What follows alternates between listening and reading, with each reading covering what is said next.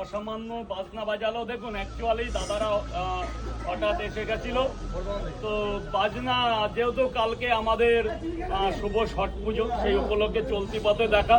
কিন্তু বাজনা এমনই একটা জিনিস, বাজনা আমরা যিনি প্রথম পৃথিবীতে এসেছিলাম সেদিনও লাগে, এমন দিন আছে যে আমরা পৃথিবী ছেড়ে চলে যাব সেই দিনেরও দরকার আছে। তো ধর্মীয় অনুষ্ঠানে রীতি নেওয়াজ বাদে ধর্মীয় অনুষ্ঠানে যার যার বাজনার প্রয়োজন দাদারা কিন্তু সুদক্ষ কারিগর নিয়ে আরো নানা রকম সরঞ্জাম আছে দাদারা বাজিয়ে দেয়, এবং দাদাদের কার্ডও আমার কাছে আছে।